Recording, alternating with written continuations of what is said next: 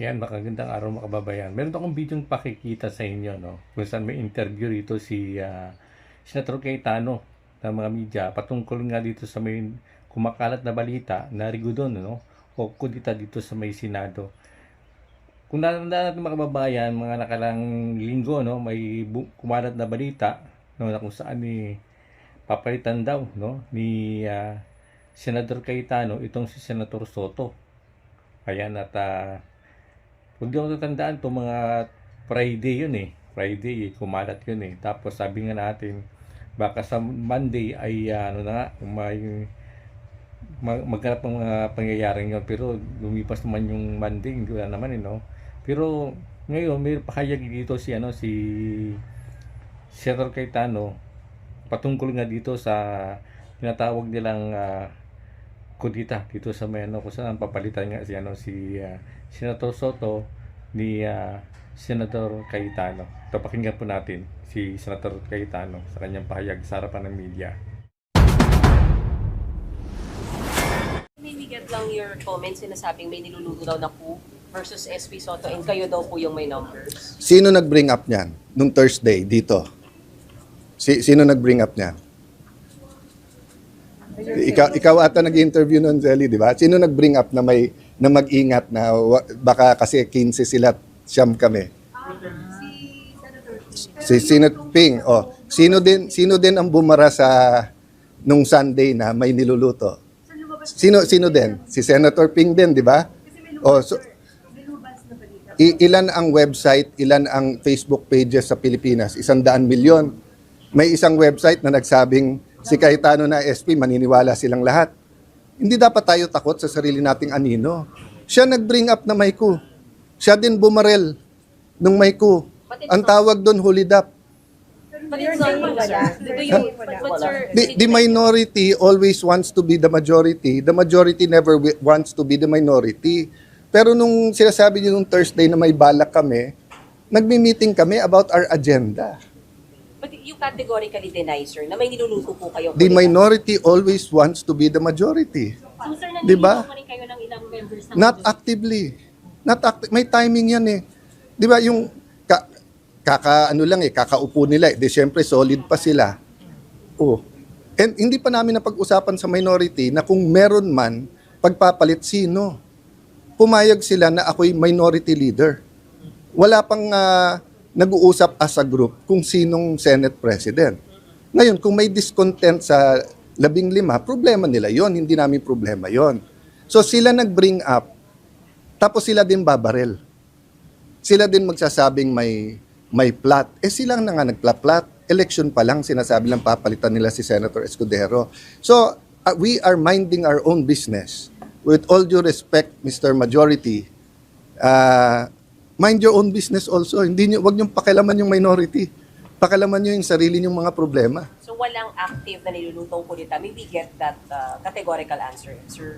There is always a possibility. So, pag lumapit sa amin ngayon, siyam kami. O, pag lumapit sa amin, 4, ang sinabing majority namin, tatanggihan namin. O, tatanggihan namin. O, pero ako, ni isang senador na majority, wala akong kinausap. Ate ko parati kong kausap. Pero pinag-uusapan namin bills, paddle, etc. Di ba? Tinanong niya, may possibility ba? Kung may possibility, ikaw ba? Hindi pa naman nag-uusap-usap eh. Di ba? At bakit ko siya i-compromise? Di ba? So sabihin niyo, bukod sa ate ko, sa 14, sinong kinausap ko sa kanila? Tanungin niyo. Senator, paano nyo, ibang topic lang, paano nyo Sure. tutulungan o susuportahan or whatever kung ano man na action ninyo dun sa dalawang kasama niyo sa minority bloc na being implicated sa anomaly? Everyone has all the opportunity to defend themselves. Inisa-isa nila sa amin kung paano hindi tumutugma yung sinasabing resibo. May ghost projects, may ghost din na resibo. Halimbawa, kay Senator Jinggoy, naka-Amerikana siya nung birthday niya. Sabi nung witness, yun yung birthday niya. Kay Senator Joel, hindi pala screenshot yun ha. Ang screenshot, cellphone mo, kinunan mo ng picture, di ba? Sinave mo yung screen, kaya screenshot. Ito pala ay picture ng cellphone ng ibang tao. at hindi naman member ng CA si Joel nun. At confirmed na si Secretary. Hindi tumutugma eh. So each one of them will have their opportunity. Di ba? Ang tanong, sa daming binanggit from the DPWH to congressmen, bakit nakafocus tayo dito sa Senado? Kung meron tayong problema dito sa Senado, file kayo sa Ethics Committee. Di ba? Katulad nun, ba't hindi nasabihin kung yung sa CCTV kanino pumunta? O ngayon, suspect nyo tuloy lahat. O ngayon, kung CCTV ang pag-uusapan natin, pwede palang magplanta na dito. Papuntahin natin isang contractor sa isang media, tapos sabihin natin yung media na yan ay ganito. Papuntahin mo sa isang senador. Hindi kami komportable na walang rules. Kayo ba pwede nyo tignan ng CCTV basta-basta? O kailangan mag-request muna kayo? O, so kung may nakita kayo na parang alanganin, let's say tingin nyo may dalang bomba, punta kayo sa Sergeant at Arms, sir, puntahan nyo yon. O kaya kung nakalabas na, sir, tignan nyo yung CCTV. Tapos kung kailangan, i-request nyo. 'Di ba? So yes, we want to get to the bottom of everything. We want everyone exposed. Wala tayong sasantuhin kahit mga senador.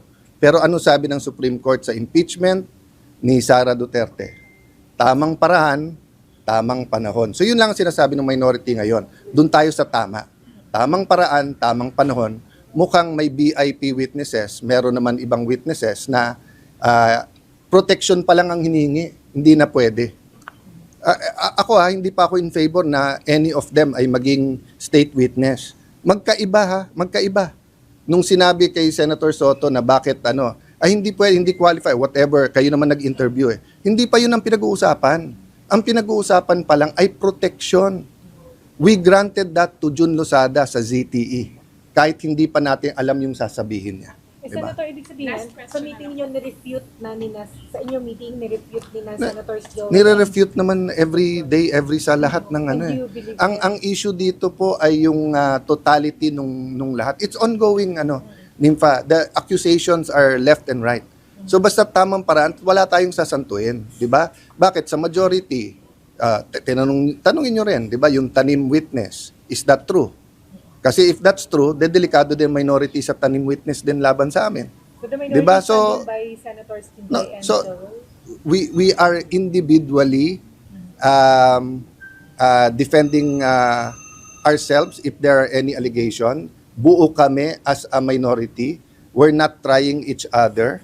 But so far, yung pinakita namin sa kanila ay pinakita nila sa amin ay mas logical sa pinapakita ng witnesses against them. Ganun lang kasimple yon. Pero ongoing pa lahat. Diba? Ongoing pa lahat ng mga accusations. Mahaba pa to Kaya nga, kailangan natin humanap ng tamang paraan so that we get to the logical conclusion na sinong masterminds, sinong most guilty, paano isosoli yung pera, paano ikukulong yung mga yan. O tignan nyo yung sa e-games, 'di ba? Doon sa online gaming, nakalimutan na ba? O to be fair, may hearing. Daan bilyon yun O, that is like legalized pagnanakaw sa pinakamahihirap sa ating bansa, sa mga pinakamahihirap sa ating bansa. So there are many issues. Buti na lang siyam kami. So mahahati-hati namin yung trabaho, but we are committed to the truth. Wala kaming pagtatakpan kahit sarili naming miyembro. Okay?